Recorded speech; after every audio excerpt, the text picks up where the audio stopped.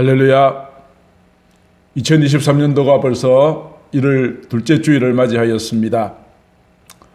저희들은 코로나로 인해서 오랫동안 잃어버렸던 많은 것들을 회복하자는 그런 구호를 가지고 힘차게 출발했습니다. 그동안 저희들은 패배주의에 많이 사로잡혀 있었습니다.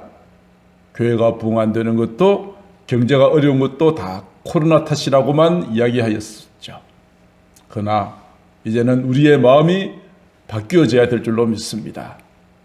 모든 상황 어려울지라도 하나님이 우리와 함께 하신다면 내게 능력 주시는 자 안에서 나는 모든 것을 할 수 있느니라. 그런 고백을 가지고 2023년도 한 해를 시작하면 좋겠습니다. 저희들은 2023년도를 회복의 해로 정하고 구원의 기쁨을 회복하라 하는 표를 내걸었습니다. 그리고 구체적인 방법으로 말씀 회복, 기도 회복, 그다음에 전도 회복, 사랑 회복, 이 네 가지 방향을 저희들이 정하였습니다. 오늘은 그 첫 번째로 말씀 회복에 대한 말씀으로 함께 은혜를 나누고자 합니다. 이스라엘의 역사를 이렇게 구분할 수 있습니다. 제일 먼저 족장시대, 이 시대는 하나님이 수많은 민족 가운데 아브라함을 불러내시고 그를 이스라엘 민족의 조상으로 삼으셨죠. 그래서 아브라함이 이삭을 낳아서 아브라함, 이삭, 이 야곱, 그리고 야곱의 12아들들, 이와 같은 소위 족장들이 거느리던 시대를 족장시대라 합니다. 창세기 끝에 보면 야곱의 12아들 가운데 11번째 아들이었던 요셉이 애굽으로 팔려가서 거기서 종살이 하다가 나중에 하나님의 특별한 은혜로 애굽의 총리가 되고 흉년을 맞이해서 야곱의 모든 가족들이 요셉이 총리로 있는 애굽으로 건너가서 살게 되죠. 그러나 나중에 요셉을 알지 못하는 애굽의 왕이 세워졌을 때 이스라엘 민족의 인구가 늘어나니까 애굽의 바로 왕은 이스라엘 민족을 종으로 학대하였습니다. 무려 그 세월이 400여 년이 지나는 동안 이스라엘 민족이 하나님 앞에 간절하게 부르짖었더니 하나님께서 모세를 보내주셨고 모세를 통하여 애굽에서 탈출하는 출애굽의 시대가 열려지고 탈출한 이스라엘의 백성들은 이제 가나안 땅을 향하여 모세의 지도하에 나가게 되죠. 그 40년의 출애굽에 이은 40년의 광야 시대가 있습니다. 모세가 마지막 가나안 입구 모압 땅에서 느보산에서 죽고 그 뒤를 이어서 여호수아가 지도자가 되어서 이스라엘 민족을 이끌고 가나안 땅을 점령합니다. 그래서 점령한 그 땅을 이스라엘의 12지파에게 나누어 주었는데 문제는 여호수아가 죽고 난 다음에 하나님을 알지 못하는 세대, 그들이 이스라엘의 지도자가 되었을 때 저들이 평안할 때에 죄를 짓고 하나님께서 심판하시면 그때서 회개하고 하나님께서 사사를 보내주시고 평안을 주시고 이런 악순환이 계속되는 사사시대가 계속됩니다. 이러한 오랜 사사시대의 기간이 지나고 난 다음에 이스라엘의 지도자들이 마지막 사사였던 사무엘에게 사무엘이여 우리에게도 왕을 세워달라고 요구합니다. 처음에는 기뻐하지 않았지만 하나님께서 그들에게 왕을 세울 것을 허락하시고 가장 초대 왕이었던 사울을 왕으로 세우십니다. 그래서 사울, 두 번째 왕이었던 다윗, 세 번째 왕이었던 솔로몬까지는 이스라엘 민족의 나라는 하나였습니다. 그래서 사울, 다윗, 솔로몬이 통치하던 시대를 통일 왕국 시대라고 할 수 있고 솔로몬이 죽고 난 다음에 북이스라엘과 남유다로 나눠지게 됩니다. 분열 왕국 시대라고 할 수 있습니다. 북이스라엘은 아수르에 의해서 멸망을 당하게 되고 남유다는 바벨론에 의해서 멸망당하고 그들은 포로로 잡혀갑니다. 바벨론의 포로 생활 70년, 예레미야 선지자가 예언했던 것처럼 이 바벨론의 포로로 잡혀가서 고통당하던 그들에게 하나님께서 은혜를 베풀어 주셨어. 바벨론 때 포로로 잡혀왔던 그들이 바벨론을 점령하고 바벨론을 차지하였던 바사 왕 고레스에 의하여서 다시 돌아갈 수 있는 특별한 은혜를 받고 다시 그 포로 생활에서 돌아오는 포로 귀환 시대, 이렇게 구약의 시대를 분류할 수가 있겠습니다. 오늘 저희들이 읽었던 이 본문의 말씀은 포로 귀환 시대에 있었던 이야기입니다. 바사왕 고레스 왕이 바벨론 땅을 점령했습니다. 그때 와서 보니까 바벨론에 의하여서 포로로 잡혀왔던 이스라엘 민족들이 바벨론에 거주하고 있는 거예요. 그런데 하나님께서 예레미야 선지자를 통해서 이미 약속하셨던 말씀이 있습니다. 70년이 지나면 다시 돌아가게 될 것이라는 그 약속의 말씀을 하나님께서는 지키셨습니다. 그래서 이방 왕이었지만 바사왕 그 고레스의 마음을 하나님께서 감동시키셨어요. 그래서 그는 온 백성들에게 선포합니다. 바벨론에 오늘 내가 이렇게 넓은 땅을 차지하게 되어진 것은 하나님께서 이루신 것입니다. 이방 왕의 입술을 통하여 그렇게 고백하고 바벨론 때에 포로로 잡혀왔던 예루살렘 이스라엘 백성들은 다시 예루살렘으로 돌아가시오. 가서 하나님을 위하여 성전을 건축하십시오. 라고 그렇게 조서를 내립니다. 포로에서 돌아가기까지 애굽때는 430년 동안 그것도 힘들게 나왔는데 하나님께서 은혜를 베푸시니까 바사왕 고레스는 자기가 바벨론 땅을 차지하자마자 이스라엘 백성들을 예루살렘으로 가게 했을 뿐 아니라 성전을 건축하는 것을 허락하게 됩니다. 돌아가는 것만 허락한 것이 아니라 성전을 건축할 때에 필요한 모든 물자와 짐승들도 제공해 주라, 그렇게 조서를 내리게 되어졌습니다. 이 모든 것들은 이스라엘 민족이 힘이 강하여서 저들의 힘으로 바벨론을 굴복시킨 것이 아니었습니다. 하나님의 은혜로 하나님께서 약속하신 말씀을 성취시키신 것이었습니다. 이제 바벨론으로 포로로 끌려갔던 이스라엘 민족들의 귀환이 이루어집니다. 세 차례에 걸쳐서 귀환이 이루어지게 됩니다. 그 가운데 첫 번째 1차 귀환은 스룹바벨이라고 하는 유다 총독을 중심으로 이루어졌습니다. 스룹바벨은 고향 그리고 자기가 살던 예루살렘에 돌아와서 보니 과거에 화려하였던 솔로몬 성전이 다 불타버리고 없는 것을 보았습니다. 스룹바벨은 자기 집을 짓기 전에 가장 먼저 성전을 건축하는 일에 앞장서서 나가게 됩니다. 그러나 이 일도 만만치 않았습니다. 솔로몬의 시대 때는 많은 물자가 준비되어 있었지만 포로에서 돌아왔으니 그에게 물자가 많을 리도 만무하였을 뿐 아니라 이 성전 건축을 시기하는 사람이 있었습니다. 르훔과 심세라는 사람이 성전 건축을 끊임없이 방해합니다. 바사왕에게 고관들에게 뇌물을 쓰기도 하고 거짓된 상소문도 보내고 그렇게 하여서 성전 건축을 하지 못하게 하니 이에 실망한 이스라엘 백성들은 성전 건축을 중단한 채 자기 집을 짓는 일에 열중하였습니다. 오랫동안 성전 건축이 중단되었습니다. 그때 학개라고 하는 선자가 이스라엘 백성들을 향하여 외칩니다. 이스라엘 백성들이여, 이 성전이 이렇게 황폐하였거늘 어찌하여 너희들은 널빤지로 꾸민 집에서 거주하는 것이 옳은 일이냐? 그렇게 촉구하자 이스라엘 백성들은 다시 분발하여서 성전을 건축하기 시작합니다.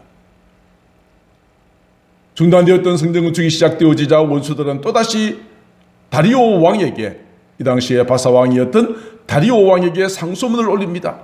이 자들이 성전 건축을 다시 시작하였으니 왕이시여 저들의 성전 건축을 막아주십시오 라고 상소문을 올리자 다리오 왕은 도대체 이 성전 건축이 어떻게 되어졌는지 그 전과 후를 다 살피라고 지시했습니다.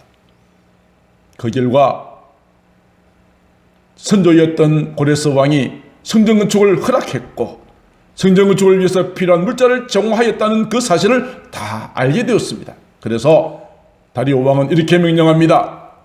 누구든지 성전 건축을 방해하는 자는 내가 가만두지 않겠다. 모든 필요한 물자를 제공해 주라. 이렇게 명령이 내려지니 근 20년 만에 드디어 성전이 완공됩니다.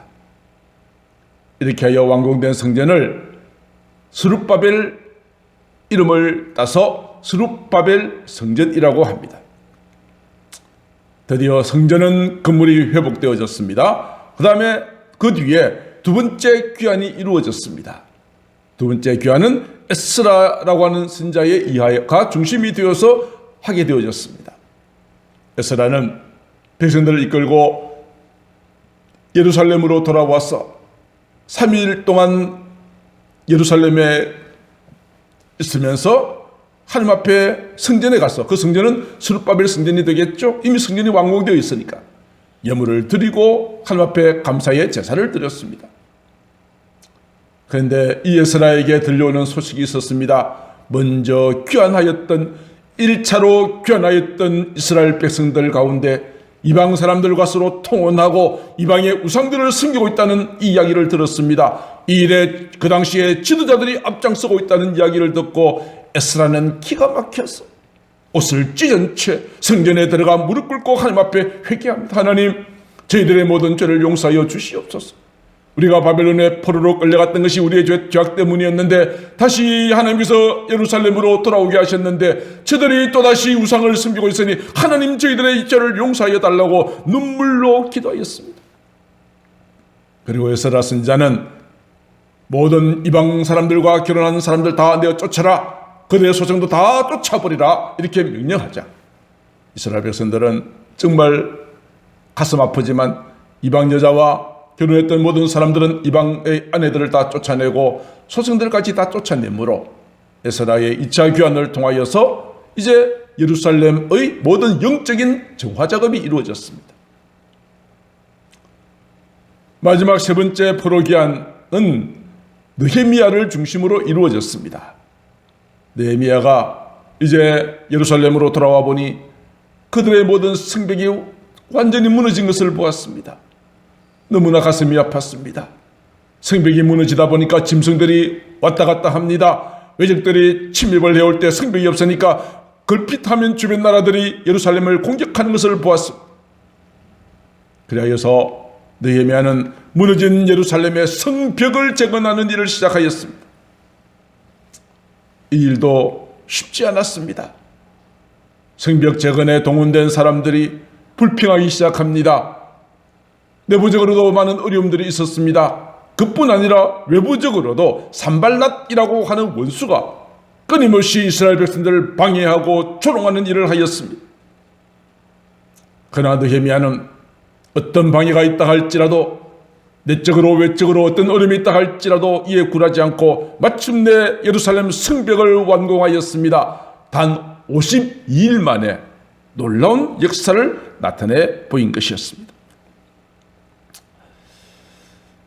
자, 이와 같이 성전이 재건되고 성벽이 완공되었습니다만 이스라엘 백성들의 마음속에는 아직도 무엇인가 남아있는, 해결되지 않는 상처가 있었습니다. 포로 생활 가운데, 그들이 포로 생활 가운데 받았던 상처, 고향으로 돌아왔지만 모든 것이 다 폐허가 되어버린 이 모든 안타까운 현실을 바라보면서 감격적으로 성전이 세워지고 성벽이 완공되었지만 아직도 그들 마음속에는 무엇인가 치료해야 될 것이 남아있었습니다. 그래서 에스라 제사장을 통하여서 하나님의 말씀을 읽는 놀라운 부흥회가 이루어집니다. 이 부흥회는 에스라가 먼저 시작한 것은 아니었습니다. 느헤미야서 8장 1절에 보면 이스라엘 자손들이 자기들의 성읍에 거주하였는데요, 7째 달이 이르러서 모든 백성이 일제히 수문 앞 광장에 모였습니다. 수문 앞 광장 앞에 모여서 이스라엘 백성들에게 명하신 여호와 모세의 율법책을 가져와 달라고 청하였습니다. 누가 먼저 하였다고요? 백성들이요. 하나님의 말씀에 대한 갈망이 있었습니다. 겉으로 성전과 성벽이 완공되었다 할지라도 그들 마음속에 있는 모든 상처가 치료되어지는 것은 오직 하나님의 말씀으로만 되어진다는 사실을 저들은 깨달았던 것이죠. 진정한 영적인 부흥과 회복과 치유는 말씀에 대한 간절한 사모함으로부터 시작되어지는 것을 우리는 느헤미야서 8장을 통하여 알 수 있습니다. 백성들의 요구에 따라서 7째 달 초하룻날 제사장 에스라가 율법책을 가지고 나왔습니다. 오늘 본문 3절에 보면은 느헤미야 광장에서 새벽부터 정오까지 새벽이면 적어도 아침 6시라고 보고 정오라고 한다면 12시로 본다면 장장 6시간 동안 남자나 여자나 알아들을 만한 모든 사람들 앞에서 율법책을 읽고 그 말씀을 가르칩니다. 무엇 백성들은 그 율법책에 낭독하는 소리에 귀를 기울였다라고 기록하고 있습니다. 장장 6시간입니다. 오전에 뜨거운 태양이 그들의 머리를 내려 쬐었을 것입니다. 그런 가운데서도 에스라의 입을 통하여 읽혀지는 하나님의 말씀, 그 말씀에 대한 설명들, 이것을 듣기 위해서 6시간 동안 꼼짝도 하지 않고 귀를 기울이고 있는 이 장면을 오늘 본문의 말씀을 통하여 우리는 볼 수 있습니다. 요즘 교회는 어떻습니까? 예배 시간에 목사님의 설교가 조금만 길어지면 계속해서 시계를 쳐다보고 왜 빨리 안 바치지 않는 거야? 불평하는 성도들이 많이 있습니다. 심지어는 이런 이야기도 들었습니다. 적어도 교회에서 목사님에게 목사님 설교는 딱 20분 넘기지 마십시오. 공식적으로 요청하는 교회도 있대. 겨우 일주일에 한 번 대회에 참석하는 것에 그치는 사람들이 그 설교도 길게 하지 말고 20분만 하라고 지정하는 것은 그렇게 하고서 어떻게 진정 하나님을 사랑하고 그 말씀을 사모하는 그리스도인의 모습이라고 할 수 있겠습니까?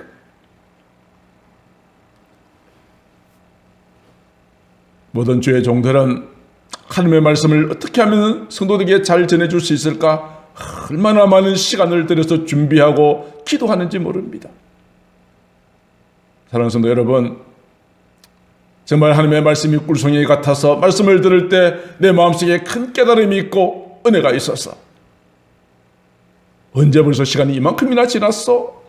라고 할 만큼 말씀에 대한 간절한 사모함이 있게 되기를 주님의 이름으로 축복합니다.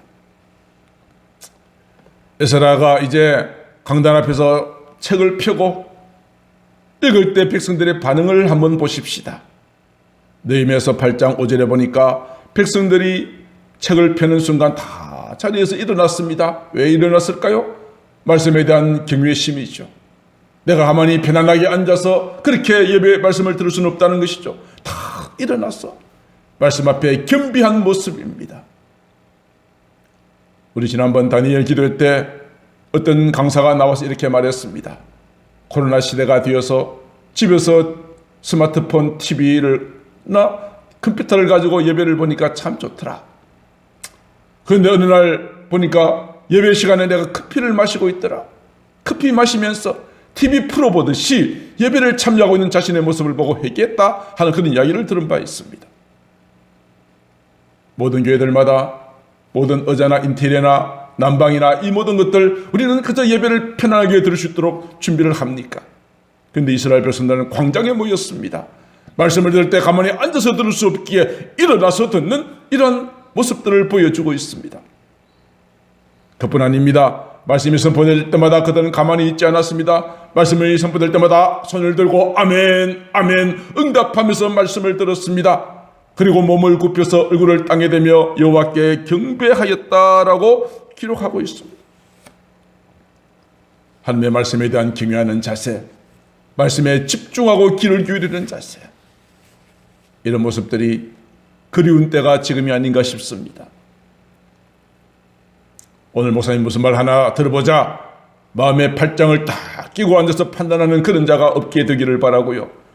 오늘 목사님을 통하여 선포되는 말씀이 나에게 주시는 하나님의 말씀이라 생각하고 그 말씀 가운데 한마디 말씀이라도 아멘 아멘 하면서 붙잡는 그런 시간 되시기를 주의 이름으로 축복합니다.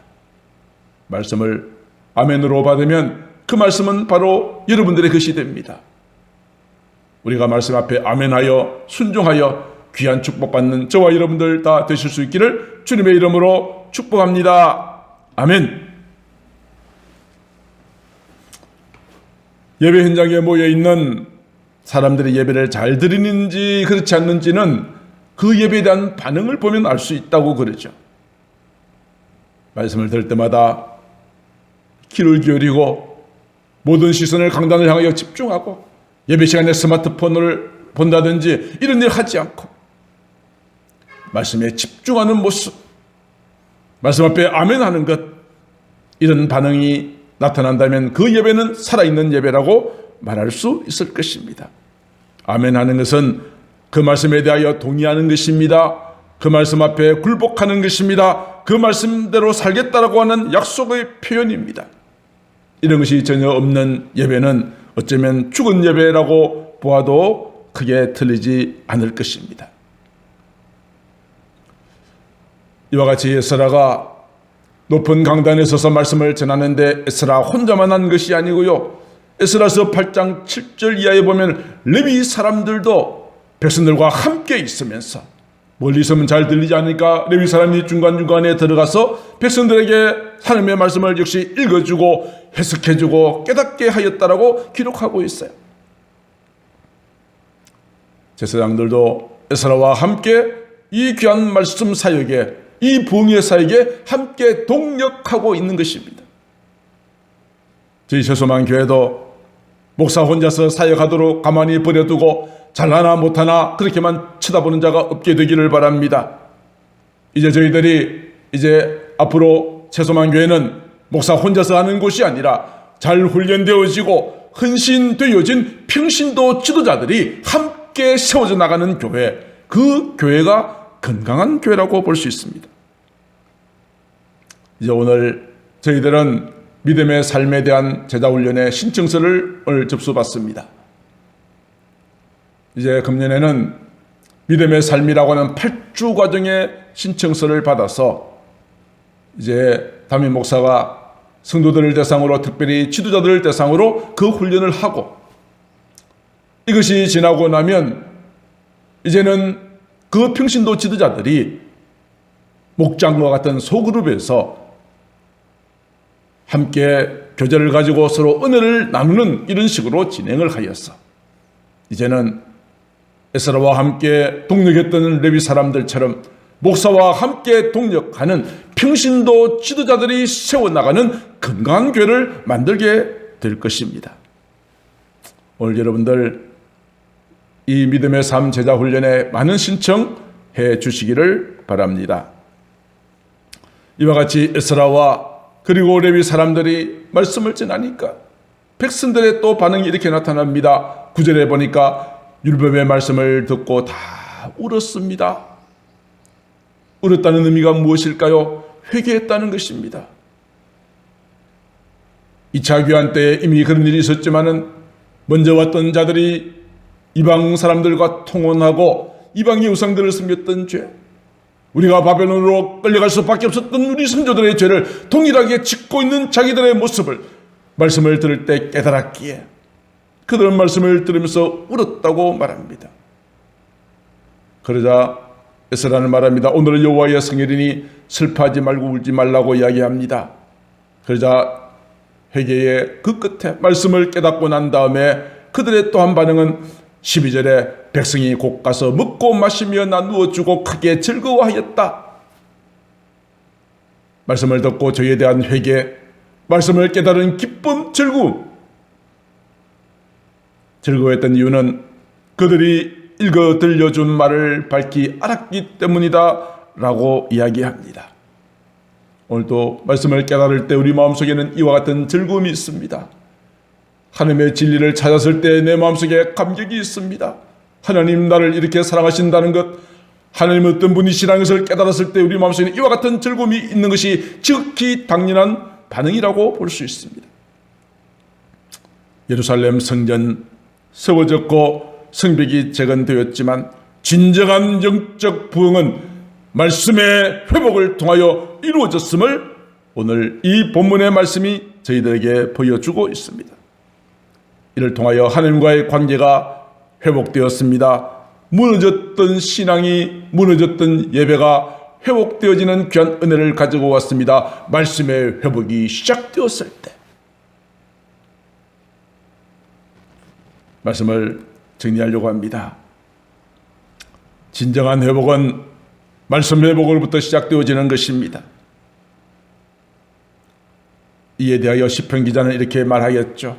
시편 119편 49절로 50절 주의 종에게 하신 말씀을 기억하소서. 주께서 내게 소망을 주셨습니다. 말씀은 절망에 빠진 저희들에게 소망을 준다고 말하였습니다. 이 말씀은 나의 고난 중에 위로가 됩니다. 고난 가운데 있는 저희들에게 위로를 주는 말씀입니다. 주의 말씀이 나를 살리셨습니다. 무너진 가정을, 무너진 예배의 재단을, 자녀를, 건강을 다시 회복시키시고 살리시는 것이 하나님의 말씀이라고 하였습니다.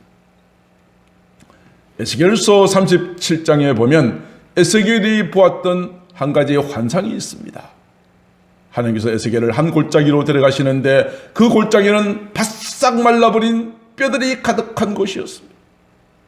하나님께서 에스겔에게 물으십니다. 에스겔아, 이 뼈들이 살겠느냐? 금방 죽었던 시체라면 다시 살릴 수 있는 가능성이 1이라도 있겠지만 바싹 말라버린 이 마른 뼈다귀가 살아날 가능성은 전혀 없죠. 에스겔은 말합니다. 하나님이 아십니다. 그 말 속에는 안 됩니다, 이 뜻이죠. 그때 하나님께서 말씀하십니다. 에스겔서 37장 4절, 에스겔아, 너는 이 모든 뼈에게 대언하여 이르기를 너희 마른 뼈들아 여호와의 말씀을 들을지어다. 마른 뼈들이 무슨 귀가 있어서 말씀을 들을 수 있습니까만 마른 뼈와 같이 시들어버리고 말라버린 우리의 심령 가운데 하나님의 말씀을 대언하라고 선포하신 것입니다. 마른 뼈들아 여호와의 말씀을 들을지어다. 주 여호와께서 이 뼈들에게 말씀하시기를 내가 생기를 너희 안에 들어가게 하리니 너희가 살게 될 것이다. 살아나게 될 것이다.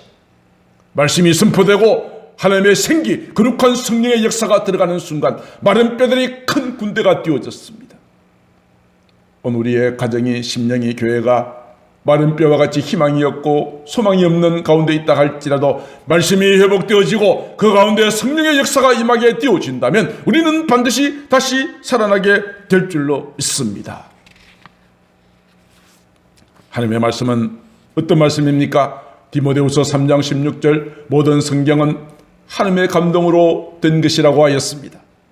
이 성경 말씀을 읽으면 우리에게 교훈을 얻습니다. 우리의 죄를 책망하여 바른 길로 돌아오게 하십니다. 바르게 합니다. 의로 교육하게 유익합니다. 하나님의 사람으로 온전하게 만들어주고 선한 일을 행할 능력을 주는 것이 하나님의 말씀입니다. 우리는 이 말씀을 가까이 해야 하지 않겠습니까? 히브리서 기자는 이렇게 말합니다. 하나님의 말씀은 살아있고 활력이 있습니다. 말씀은 죽은 글이 아닙니다. 살아있는 말씀입니다. 오늘 또 우리 가운데, 여러분의 심령 가운데 찾아오셔서 말씀하시고 만지시고 치료하시는 놀라운 능력입니다. 좌우의 날선 어떤 검보다 예리하여 혼과 영과 및 관절과 골수를 찔러 쪼개기까지 하며 마음의 생각과 뜻을 판단하신다고 하였습니다. 사랑하는 성도 여러분, 오늘 이러한 하나님의 거룩한 말씀 앞에 우리가 바로 설 수 있게 되기를 바랍니다. 말씀을 날마다 가까이 하십시다. 말씀이 회복되어져야 되는 것입니다. 그래서 저희들이 하고 있는 것이 있죠. 아침마다 여러분들의 카톡을 통하여 하루 20분 공동체 성경 읽기를 보내드리고 있습니다. 읽을 통독의 그 분량에 대한 간단한 설명과 함께 성우들에 의해서 정말 리얼하게 이 말씀을 읽을 때 저도 참 많이 은혜를 받습니다. 말씀을 읽고 그리고 잠언서 지금 시작하였습니다만 필사를 또 같이 하고 그리고 마치고 나서 함께 기도할 때 말씀 붙들고 약속 붙들고 기도할 때 하나님께서는 우리에게 놀라운 역사를 나타내 보이실 줄로 믿습니다. 여러분들이 이미 시작하셨던 성경 필사 우리가 중간에 포기하지 말고 끝까지 해보십시다. 여러분의 한 땀 한 땀 쓰여진 그 성경 필사 노트는 여러분들의 자녀들에게 아주 소중한 컵으로도 가치가 있을 줄로 생각합니다. 말씀을 마치고자 합니다. 우리는 무엇보다도 말씀에 대한 회복이 필요합니다. 말씀을 읽고 듣고 배우면 여러분의 삶에 하나님의 치유가 나타나게 될 것입니다. 회복이 나타나게 될 것입니다. 하나님의 능력이 나타나게 될 줄로 믿습니다. 우리의 무너진 신앙을 회복하고 무너진 예배의 재단을 회복하는 구원의 즐거움을 회복하는 이 모든 일들은 첫걸음은 말씀 회복으로부터 시작됩니다. 2023년도 여러분의 모든 삶 가운데 하나님의 말씀으로 충만하고 그 위에 성령의 기름 부심이 있어서 금년 한 해는 정말 하나님이 함께 하시는 귀한 축복의 주인공들 다 되어주실 수 있기를 우리 주 예수님의 이름으로 축복합니다. 아멘. 기도드리겠습니다. 사랑의 아버지 하나님, 우리는 세상의 모든 환경만 바라보고 이것 때문에 안 되고 저것 때문에 안 된다라고 패배주의에 사로잡혀 있었습니다. 이것은 우리의 일상뿐 아니라 우리의 예배에도 동일하게 임하였어.